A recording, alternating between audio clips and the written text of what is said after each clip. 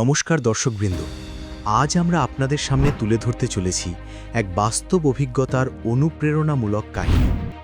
আজকের সাক্ষাৎকারে আমাদের সঙ্গে রয়েছেন সুবল দাস, যিনি এসেছেন রায়গঞ্জ, উত্তর দিনাজপুর থেকে।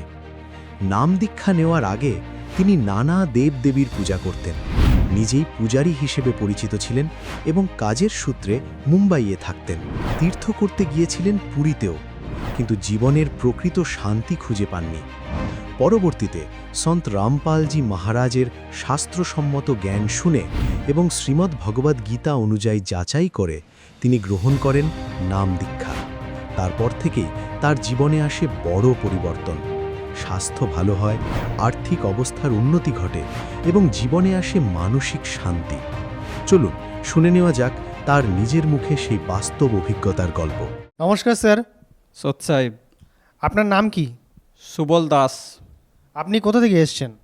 আমি রায়গঞ্জ, উত্তর দিনাজপুর, বাঙ্গাল। সন্ত রামপালজি মহারাজের কাছ থেকে নাম দীক্ষা আপনি কবে নিয়েছেন? আমি 5 সেপ্টেম্বর 2025 2022। সন্ত রামপালজি মহারাজের কাছ থেকে নাম দীক্ষা নেওয়ার আগে আপনি কি কোনো ভক্তি সাধনা করতেন? হ্যাঁ, বিশ্বকর্মার পূজা করছিলাম আমি। প্রথমে বাইরে থাকতাম তো বিশ্বকর্মাই পূজা করছিলাম আমি অনেক। ওখানে আমাকে পূজারি বলা হতো। মুম্বাইয়ে আমি থাকতাম তখন। মানে আপনি নিজেই পূজা অর্চনা করতেন? হ্যাঁ, আমি নিজেই পূজারি, আর পূজারি করেই বলতো আমাকে সবাই। আর কি পূজা অর্চনা করতেন? আর মা কালীর আমাদের ওখানে মন্দির আছে, মানে আমাদের বাড়িতেই থাকতো, ওরও সাধনা করতাম আমি। তারপরে অনেক ভক্তি করছি আমি। ভক্তি করার পর না উপবাস করিনি, কিন্তু ভক্তি আমি করছি অনেক। আমি তীর্থস্থানে পুরী গেছিলাম। পুরী একবার গেছিলাম, তো প্রচুর লোক, ওখানে দর্শন করতে পারিনি।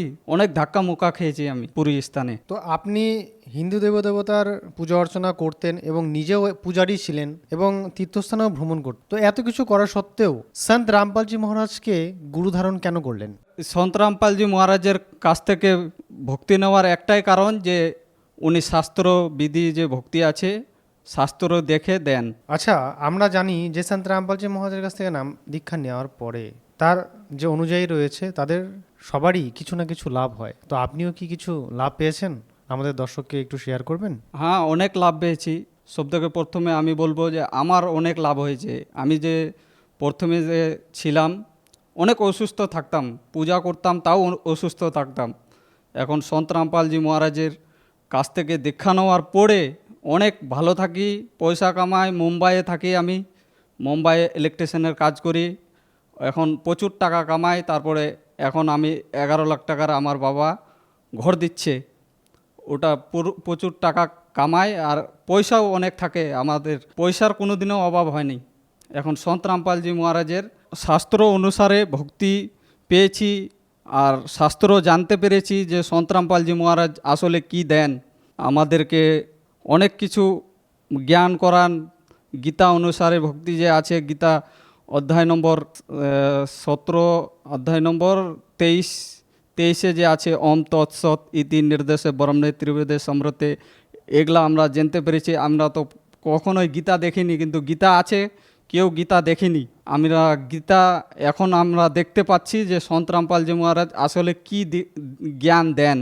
আচ্ছা, আমরা এটা জানতে চাই যে সমাজে আজকে অনেকেই ধর্মগুরুরা রয়েছে এবং বলতে গেলে গলি গলিতে ধর্মগুরু রয়েছে, গ্রামে গ্রামে ধর্মগুরু রয়েছে। তারা কিন্তু বেদের দোহাই দিয়ে, তারা কিন্তু গীতার দোহাই দিয়ে অনেক তাদের যে শিষ্য রয়েছে তারা কিন্তু এই বেদের দোহাই এবং গীতার দোহাই দিয়ে অনেক পাঠ করেছেন এবং তাদের অনেকও শিষ্য রয়েছে যারা ওনাদেরকেই শ্রেষ্ঠ গুরু হিসেবে ধারণ করে আছেন এবং মনে করেন। তো তাদেরকে আপনি কি বার্তা দিতে চান?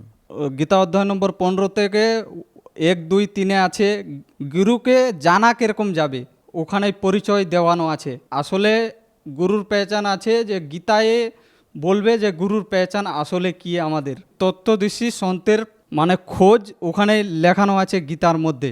মানে সব তত্ত্বদর্শী সন্ত হতে পারে না, কারণ তত্ত্বদর্শী সন্তের আলাদাই একটা জ্ঞান আছে।